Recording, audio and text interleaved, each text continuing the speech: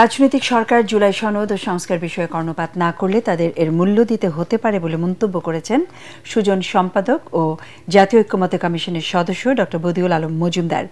রাজধানীর সৈয়দ মিলনায়তনে প্রস্তাবিত জুলাই সনদ ও নাগরিক ভাবনা শীর্ষক সংলাপে তিনি এই হুঁশিয়ারি দেন। সুজন সম্পাদক আরও বলেন, জুলাই সনদের সার্থকতা নির্ভর করছে এটি বাস্তবায়নের ওপর। রাজনৈতিক দলগুলো জুলাই সনদ বাস্তবায়নের কি ভূমিকা রাখছে তা জনগণকে পর্যালোচনা করার আহ্বান জানান তিনি। আমি আশা করি আমাদের রাজনীতিবিদরা, আমাদের সম্মানিত রাজনীতিবিদরা এর প্রতি সম্মান প্রদর্শন করবেন। যারা আত্মহত্যা করেছে তার প্রতি তাদের আত্মত্যাগ যেন বৃথা না যায় সে এবারে তাদের তারা প্রয়োজনীয় ব্যবস্থা নেবেন এবং আমরা সকলেই আমাদের অবস্থা থেকে সরে থাকবো। এবং তারা যদি রাজনীতিবিদরা যদি এর প্রতি কর্ণপাত করে তাদেরকে মাসুল দিতে হবে এবং দুর্ভাগ্যের সাথে হয়তো আমাদেরকে নাগরিকদেরকে মাসুল দিতে হবে। আমরা আশা করি যে আবারও যেন আমাদেরকে মাসুল দিতে হবে। ৫ আগস্টের পর ২,২০০ পলাতক বন্দীদের মধ্যে এখনও ৭০০ জন ধরাছোঁয়ার বাইরে রয়েছে বলে জানিয়েছেন কারা মহাপরিদর্শক ব্রিগেডিয়ার জেনারেল সৈয়দ মোতাহার হোসেন। এদের মধ্যে ৬৯ জন মৃত্যুদণ্ডপ্রাপ্ত আসামি সহ ৯ জন জঙ্গি রয়েছে। কারা অধিদপ্তরে এক ব্রিফিংয়ে তিনি একথা জানান। এছাড়া কারাগারে খাবার মান উন্নয়ন, নগদ টাকার প্রচলন বন্ধ, অবৈধ মোবাইল রোধ এবং মাদক মুক্ত রাখতে নিয়মিত অভিযান পরিচালনা করা হচ্ছে বলেও জানান আইজি প্রিজন। এজন্য অনেক কারারক্ষীকে চাকরিচ্যুত করা সহ শাস্তির আওতায় আনা হয়েছে বলে জানান তিনি। ২২০০-র অধিক বন্দী পালিয়ে গিয়েছিল। তার মধ্যে বর্তমানে গ্রেফতার এবং পুনরায় কারাগারে ফেরত আসার পরে যারা বাকি আছেন এখনো ৭০০-র অধিক বন্দী এখনো পলাতক আছেন। তার মধ্যে আমরা যেটা বলছিলাম যে জঙ্গি অথবা মৃত্যুদণ্ডপ্রাপ্ত এরকম ৬৯ জন বন্দী এখনো এর মধ্যে ৭০০-র অধিকের মধ্যে যারা এখনো পলাতক আছেন। তার মধ্যে আপনাদের প্রেসাইজলি বলি জঙ্গি আছেন ৯ জন, বাকি রয়েছে বিভিন্ন মৃত্যুদণ্ড এবং যাবজ্জীবন প্রাপ্ত আসামি।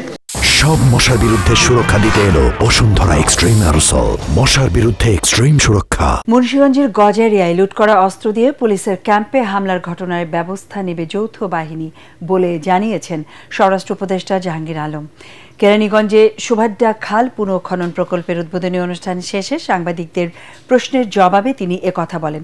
এ সময় উপদেষ্টা সৈয়দা রিজওয়ানা হাসান জানান, খালটি পুনঃখনন ও দূষণমুক্ত করার আগে দখলমুক্ত করা হবে। আমরা পর্যায়ক্রমে ছোট ছোট প্রকল্প আকারে এখানে বাস্তবায়ন করব। আপাতত কেবল খাল কেন্দ্রিক খনন, খালের পার্ক করা, সবুজায়ন করা এবং বর্জ্যটা ব্যবস্থাপনা একটা পর্যায় পর্যন্ত নিয়ে যাব খালটাকে। তারপরে প্রয়োজন বুঝে এক একটা করে কম্পোনেন্ট আনবো। ফলে ওইখানে ১৭০০ কোটি টাকার একটা প্রজেক্ট মনিটর করতে, ম্যানেজ করতেও কিন্তু কষ্ট হয়। আমরা ৩১৭ কোটি টাকা দিয়ে কাজটা শুরু করি, এরপরে যদি লাগে আমরা একটা একটা করে কম্পোনেন্ট আনবো। ফেব্রুয়ারিতে জাতীয় নির্বাচন আয়োজন নিয়ে জনগণের মাঝে কোনো সংশয় নেই বলে জানিয়েছেন বিএনপির স্থায়ী কমিটির সদস্য সালাউদ্দিন আহমদ।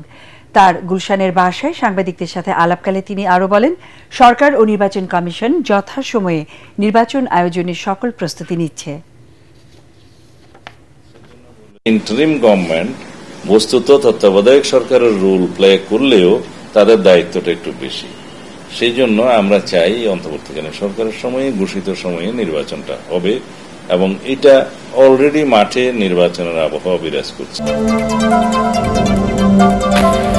তত্ত্বাবধায়ক সরকার ব্যবস্থা বাতিলের রায় পুনর্বিবেচনা চেয়ে রাজনৈতিক দল ও ৬ ব্যক্তির করা ৪টি আবেদনের শুনানি আজকের মতো মুলতবি করেছেন আদালত।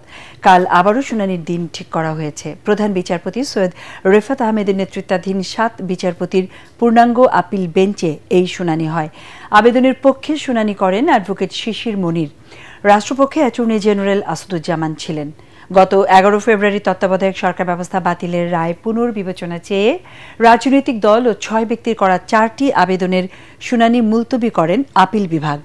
এর আগে গত বছর ৫ আগস্ট সরকার পরিবর্তনের পর ওই রায় পুনর্বিবেচনা চেয়ে আবেদন করেন সুশাসনের জন্য নাগরিক সুজন সম্পাদক বদিউল আলম মজুমদার সহ ৫ বিশিষ্ট ব্যক্তি। পরে নওগাঁয় বীর মুক্তিযোদ্ধা মোফাজ্জল হোসেন রায় পুনর্বিবেচনা চেয়ে আরেকটি আবেদন করেন।